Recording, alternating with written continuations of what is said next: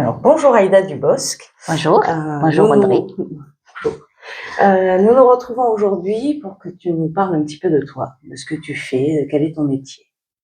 Ah, voilà une grande question. Alors, je suis médium guérisseuse.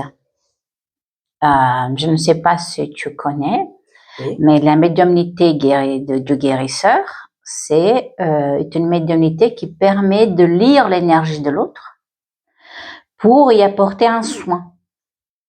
Ok. Des solutions concrètes. En fait, grosso modo, c'est comme faire un diagnostic, si j'ose dire, où on va aller chercher l'origine de chaque problème. Okay. Quand on vient chez moi avec un mal-être, quel qu'il soit une maladie physique ou autre chose, ça sont juste des conséquences. Ce ne sont pas les causes. Oui, tu vas chercher la racine du problème. Tu arrives à trouver, à voir quelle est la base qui après a enchaîné les différents maux de santé. Tout à fait. Ouais.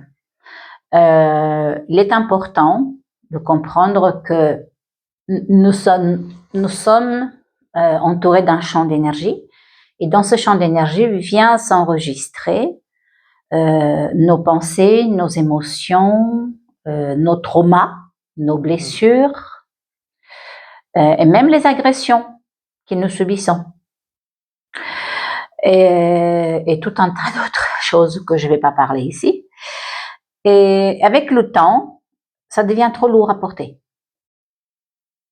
Et quand c'est trop lourd à porter, des problèmes concrets apparaissent comme la santé, le financier, le professionnel, le plus souvent l'amoureux, le plan amoureux souffre beaucoup, etc.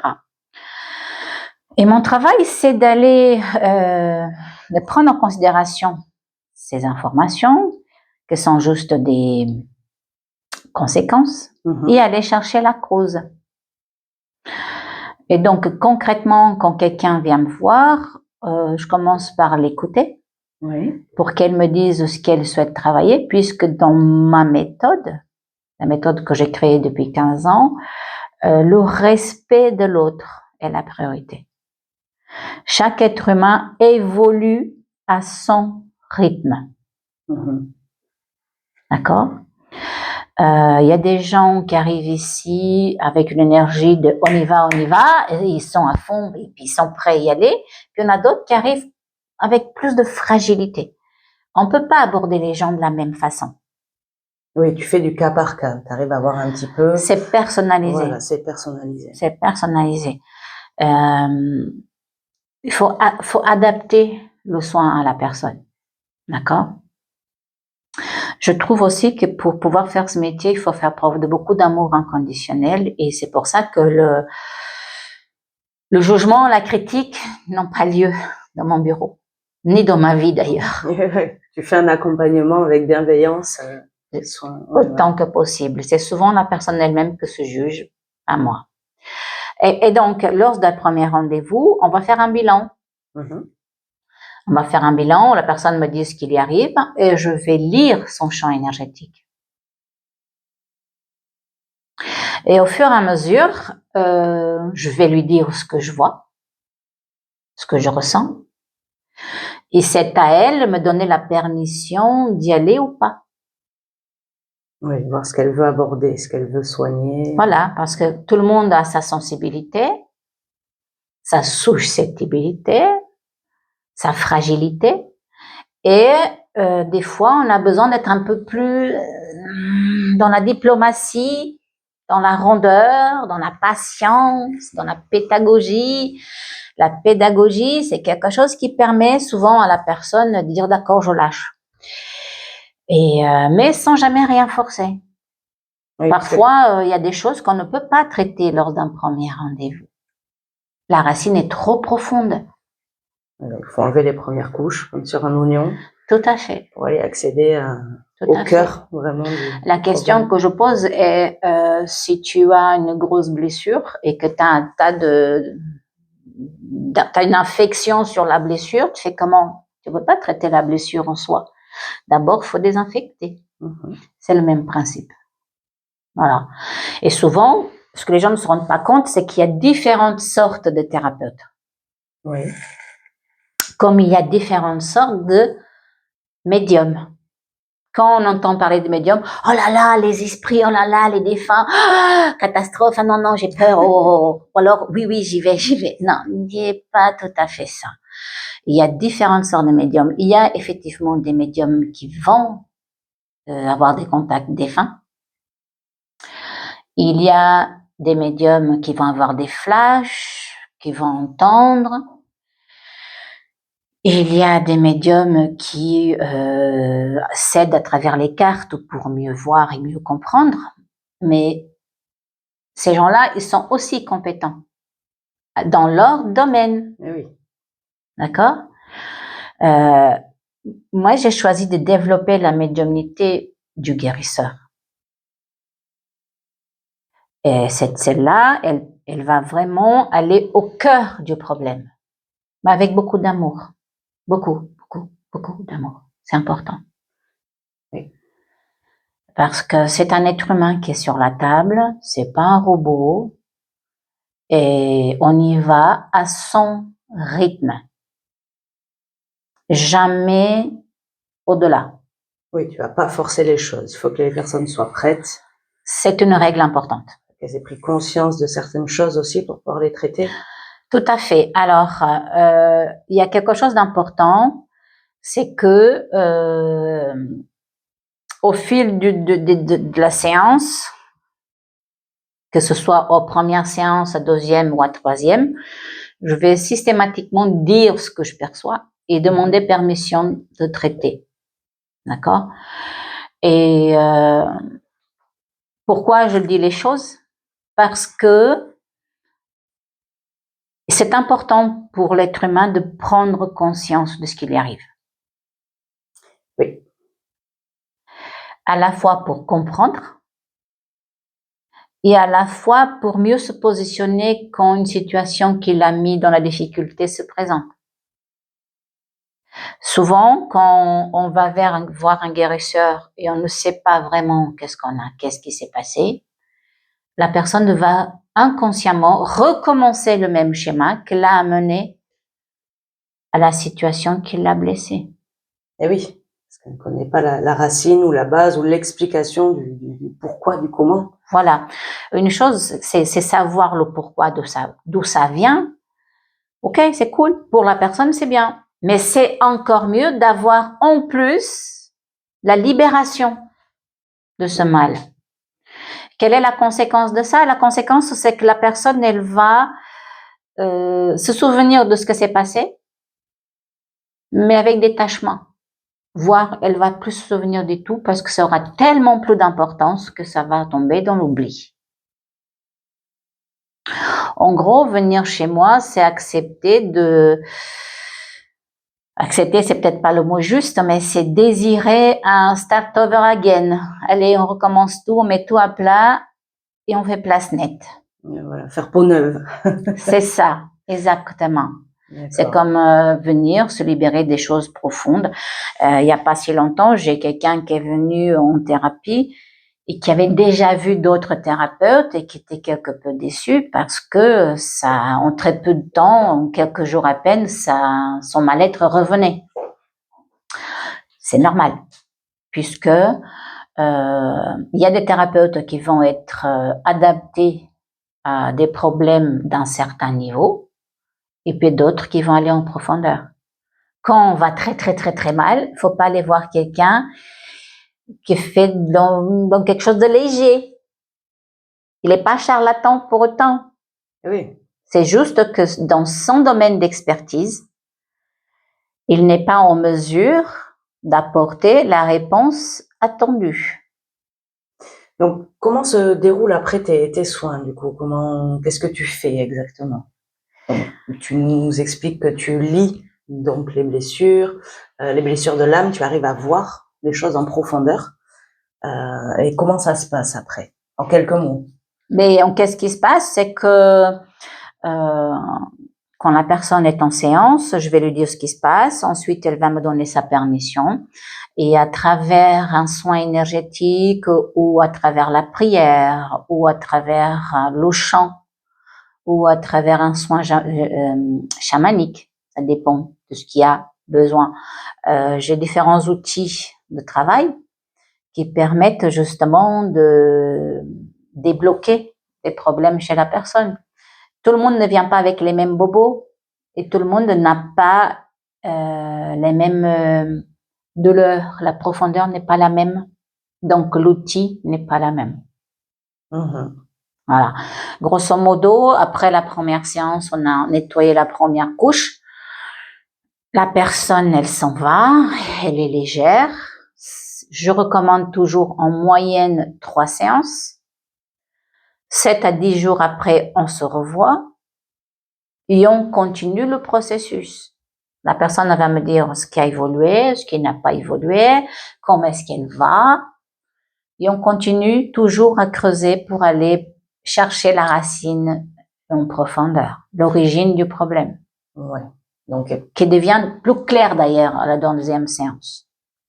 Donc, ce que j'entends aussi, qui est très important, je trouve, c'est que la personne a sa part de travail à faire également, puisque en repartant de chez toi, du soin, il faut qu'elle soit à l'écoute quand même d'elle-même, qu'elle puisse après voir ce qui est remonté pour pouvoir aussi en prendre conscience. Tout à fait. Il y a un travail en fait en duo, on va dire. Ah oui, alors là, c'est que tu as dit quelque chose d'extraordinaire, Audrey, c'est vraiment que je ne travaille pas toute seule. D'ailleurs, je veux casser de suite le mythe du miracle. D'accord? Je ne fais pas de miracle. Et je ne m'ai pas donné cette permission-là. Je ne fais pas le miracle. Je suis là non pas pour sauver la personne. Je suis là pour l'aider à se sauver elle-même. Je suis l'accompagnatrice, celle qui accompagne dans le développement de soi et rien d'autre. Il y a des choses qu'effectivement, elle ne peut pas faire. Donc, c'est ma guidance qui m'oriente de travailler dessus avec la méthode adaptée. Et puis, il y a des domaines où je vais dire, voilà, il y a ça, c'est à vous de le faire. Ça serait bien que ce soit comme ceci ou comme cela, mais ça vous concerne vous. Et effectivement, pendant la semaine, 7 à 10 jours d'intervalle, on va dire, la personne, déjà le soin va continuer, et la personne, elle va quand même conscientiser des choses, et elle va prendre des décisions aussi. Et dans le troisième soin, là, nous sommes clairement au fond des choses. Nous sommes arrivés vraiment à profondeur des choses. Et ce que fait que la racine, quand elle sort, elle sort sans douleur. Voilà. Sort sans douleur. Mais attention, Audrey, c'est que ça dépend de la personne et ça dépend du cas. Et oui. Voilà. Parce que quand la problématique est déjà devenue une maladie physique, un problème de santé, là, ce ne sont pas trois séances. Non, non.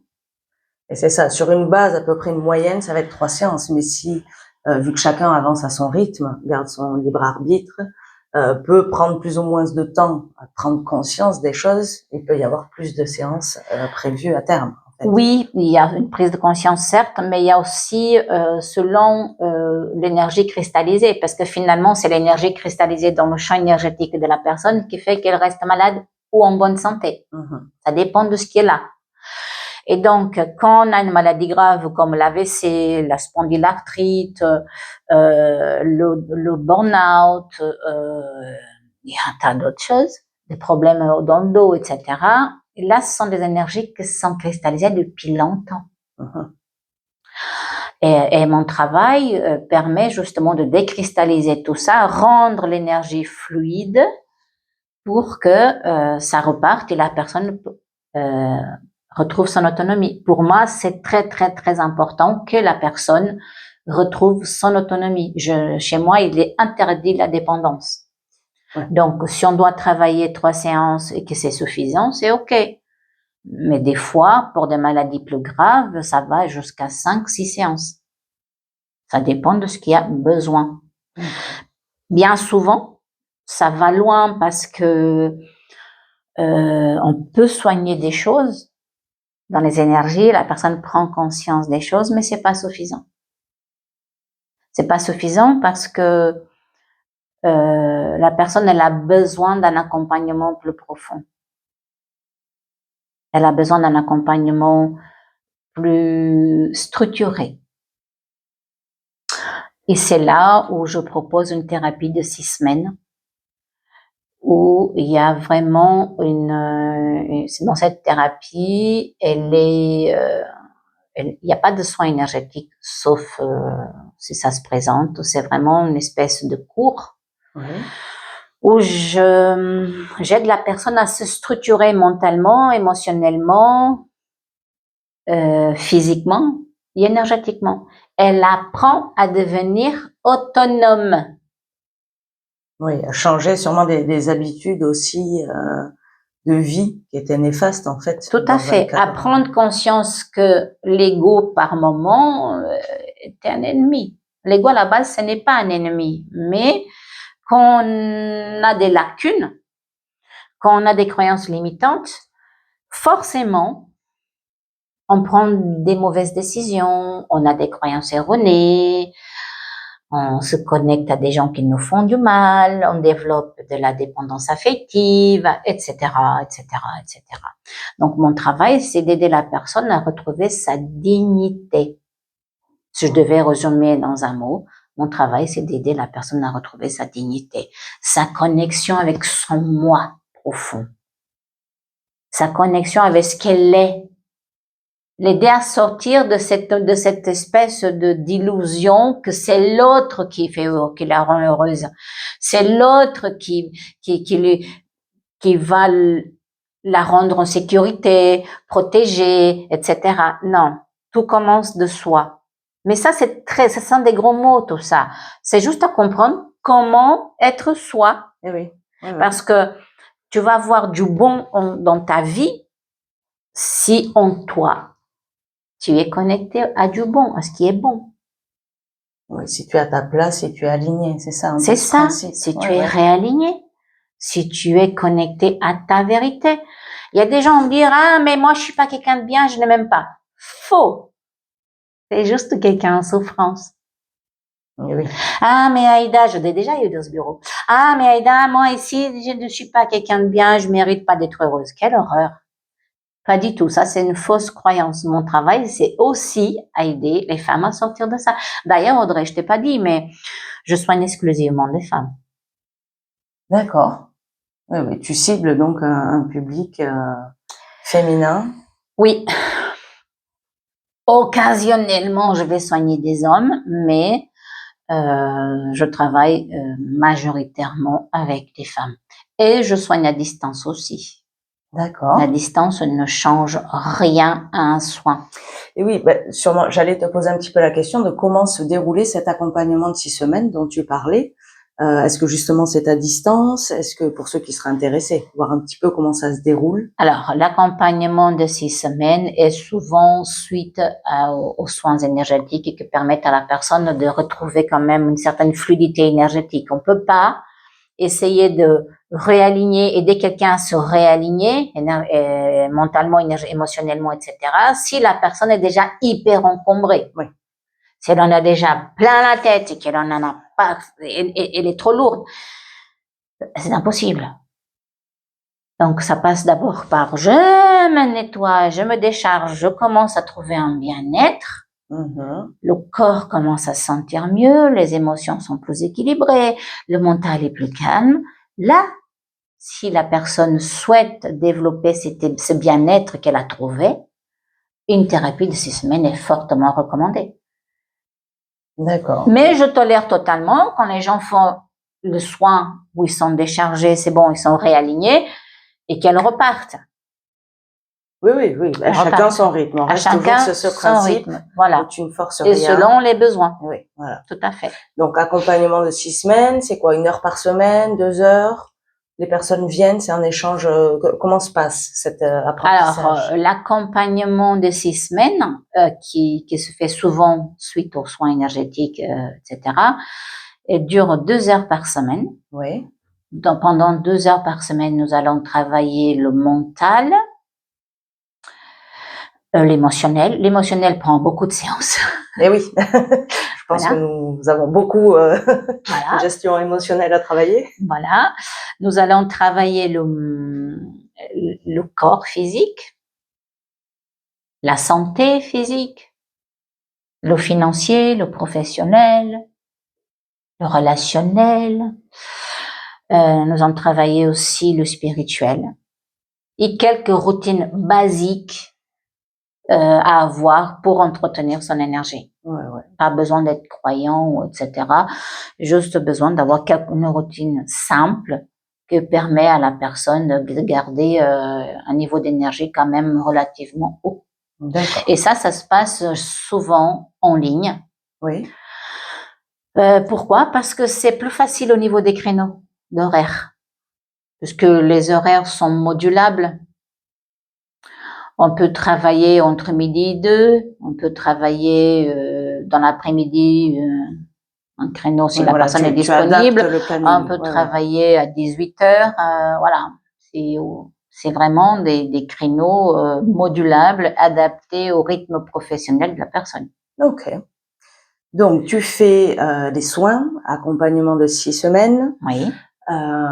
Tu parlais que tu accompagnais un public principalement féminin. J'ai pu voir que tu faisais des séminaires féminins. Est-ce que tu pourrais nous parler un petit peu de ces séminaires, Aïda? Alors, les séminaires sont essentiellement féminins. En nous retrouvant une fois par mois dans un lieu neutre, que ce soit au bord de mer, que ce soit à la montagne. L'objectif, c'est de se retrouver entre femmes dans un cadre bienveillant, de partage, d'ancrage, de méditation. Nous pouvons aussi travailler le développement personnel. Nous y travaillons d'ailleurs le développement personnel. Nous faisons des méditations profondes ou sont des méditations guidées qui amènent la personne à être acteur, actrice en l'occurrence, de son développement à soi. D'accord. Séminaire, donc tu dis se retrouver dans des lieux neutres, c'est sur une demi-journée, un week-end, comment quelle est la durée de ce séminaire? Ce séminaire généralement commence le samedi après-midi et finit dimanche matin. D'accord. Voilà. Et en fonction des besoins et de l'ambiance, on peut déborder sur une deuxième activité, mais en général, c'est suffisant. Et les personnes qui viennent à ton séminaire, donc les femmes, est-ce qu'elles ont eu d'abord des soins, accompagnement ou n'importe quelle personne qui te contacte dit j'aimerais bien participer à un séminaire? Alors, pour l'instant, les séminaires sont ouverts aux personnes qui ont déjà fait un soin. Pourquoi? Parce que ces séminaires sont très puissants et chamboulent beaucoup, c'est-à-dire qu'ils font vraiment travailler sur soi, dans la reconstruction, dans l'alignement et dans la connexion à soi. Et donc, pour l'instant, j'ai vraiment ça. Je suis en train de voir pour créer un autre séminaire, mais dans un séminaire qui sera plus un séminaire découverte. Oui. Découverte. Pareil, ça sera, là, celui-là, il sera ouvert à n'importe quelle personne, à n'importe quelle femme, pour qu'on puisse, comment dire, elle puisse découvrir ce qu'on fait. Oui, oui. Mais ça sera à un niveau découverte, léger donc. Oui, bah, très bien. Ça peut permettre d'avoir une entrée en matière, justement. Tout à fait, tout à fait. Pour différentes avancées. Je vais passer sur autre chose. En discutant toutes les deux, tu me parlais aussi que tu avais dans l'idée de faire des conférences. Est-ce que tu pourrais un petit peu nous décrire quel serait ce projet de conférence? Alors, oui, les conférences seront souvent en ligne. Oui. Et dans ces conférences, je vais parler d'un sujet donné que j'annoncerai sur les réseaux. Et c'est toujours pareil, dédié aux femmes, réservé aux femmes. D'accord. Parce que c'est un public qui est de nos jours assez perturbé, assez perdu. La femme, elle cherche à se reconnecter à son essence. Moi-même, il y a 15 ans en arrière, j'étais complètement perdue. J'avais besoin de me trouver. Moi, j'étais comme beaucoup de femmes submergée par les différentes exigences familiales, professionnelles, relationnelles, etc. Je donnais, mais je me suis épuisée. Oui, dans ce schéma le rôle de la femme. Épuisée et vidée. Et il y avait personne. Il y avait personne qui me rendait ne serait-ce que la moitié de ce que j'avais donné. Et donc, j'ai compris, en faisant une thérapie, en me formant, etc., que j'étais déconnectée de moi. J'étais déconnectée de moi. Et donc, aujourd'hui, je suis là pour aider les femmes qui le souhaitent à se reconnecter à elles. Et se reconnecter à soi, c'est pas devenir égoïste.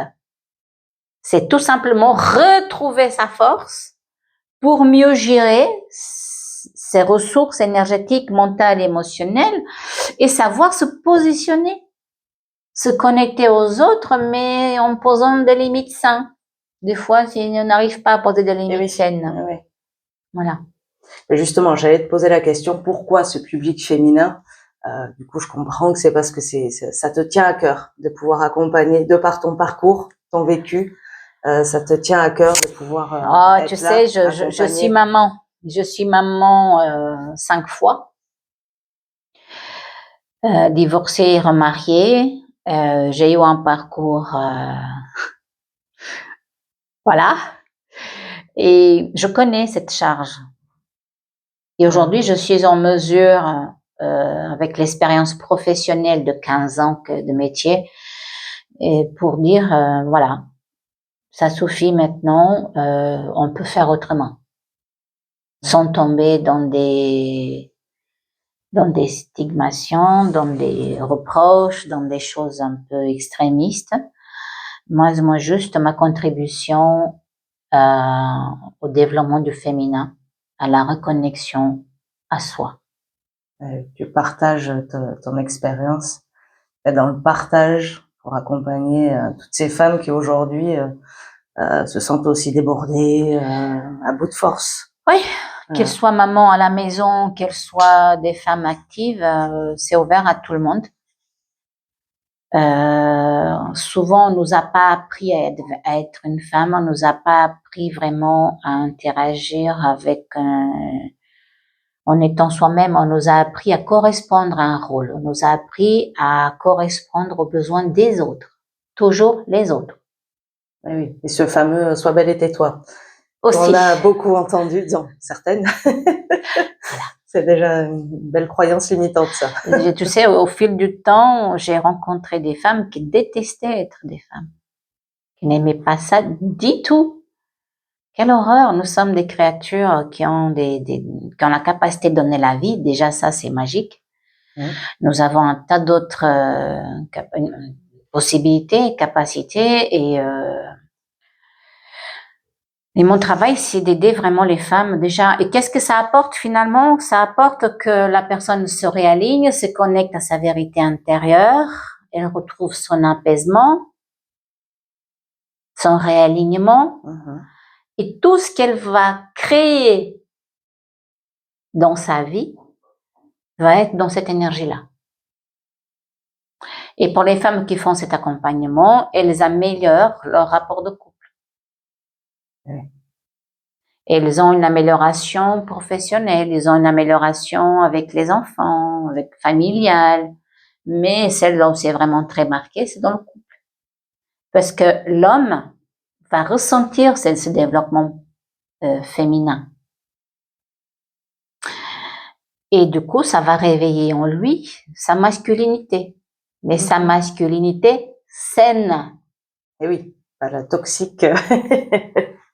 Et oui, la femme a pris sa place de femme, dans la bienveillance, dans la douceur.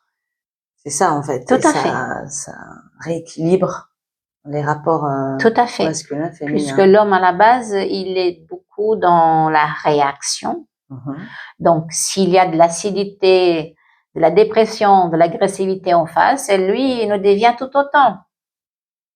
Mais si la femme, elle change, elle se réaligne et qu'elle sort de la dépendance affective, en face, elle va avoir l'homme qui correspond à cette énergie. Voilà, donc il y a énormément de travail à faire, mais c'est réservé aux personnes qui souhaitent réellement aller au fond des choses, qui en ont marre d'aller faire des petits pansements par-ci, par-là, faire des petits trucs. J'ai des gens qui ont fait sont allés jusqu'au Pérou pour rencontrer, faire des méthodes, etc., et qui sont revenus tout aussi cassés. On n'a pas besoin d'aller aussi loin. Je suis à Pau. Oui. Je suis autour de Pau. J'allais te demander, comment est-ce qu'on peut te contacter? Comment est-ce qu'on rentre en contact avec toi? Écoute, sur la page Google, il y a facilement me trouver, Aïda Dubosc, il n'y a pas plus facile. Il y a toutes mes coordonnées. On peut me contacter sur WhatsApp, par SMS, un simple coup de fil. Et on peut suivre ton travail aussi sur Facebook. On peut suivre mon travail sur Facebook. D'ailleurs, pour ceux qui veulent si vous avez encore des questions suite à ce podcast, il y a vraiment aucun souci. C'est je publie régulièrement des choses sur Facebook. Je publie régulièrement des choses sur mon compte Pendule à l'heure d'Aïda sur Instagram. Il y a quelques vidéos sur YouTube aussi. J'ai quelques vidéos sur YouTube aussi. Donc voilà, c'est vraiment voilà une décision personnelle. Oui, il faut se sentir prêt, ou au moins voilà, être intrigué, titillé pour ça me parle. Ce que dit cette dame, ça me parle et ouais. Tu sais, je ne contacte jamais personne en premier. Donc si quelqu'un contacte en premier, ce n'est pas moi. Attention. Oui, à préciser. Venir en thérapie, c'est une décision personnelle. C'est une décision personnelle. C'est pour ces personnes qui en ont assez de souffrir. Voilà. L'humain a tellement appris à être résilient et à encaisser que souvent il a déjà passé pas mal de limites ont été explosées, dépassées, et il n'a pas encore compris. Et moi, j'invite toutes ces personnes à réagir avant que ce soit trop tard. Voilà. Quelles que soient ces femmes, qu'elles soient des mamans solo, des mamans en couple, des femmes actives, etc. Il y a vraiment moyen de gérer ce qu'il y a à gérer autrement. On n'est pas obligé de souffrir en silence ou d'être en permanence en train d'appeler la copine pour dire ça va pas et stop. Jusqu'à quand ils vont dire ça va pas? Oui. Parce que les copines, bon, c'est bien pour discuter, mais elles ne vont pas régler le problème de fond. Non. Donc c'est là, il faut aller travailler ça. Attention, je ne tiens pas, vraiment très, très, très, très important, je tiens pas à dénigrer le travail de mes collègues. Je dis que chaque thérapeute apporte l'accompagnement adapté au moment où on a besoin. Donc, si on doit choisir un thérapeute, on écoute son intuition. Oui. Est-ce que je vais aller au fond des choses ou est-ce que j'ai juste envie de soulager ça vite fait et c'est bon, on n'en parle plus? Le problème, c'est qu'on va en parler. On va soulager, mais c'est là, voilà, il y a des situations où on va soulager et ça va revenir plus tard en pire. Et puis, il y a des fois, c'est ce qu'il nous faut. Il faut juste un petit soin. Ok. Eh bien, merci beaucoup, Aïda Dubosc, pour toutes ces précisions, nous avoir fait découvrir qui tu étais, comment tu travailles. Mais avec grand plaisir. Et à très bientôt sur les réseaux ou en direct. Merci, Aïda. Merci. Merci beaucoup, Audrey.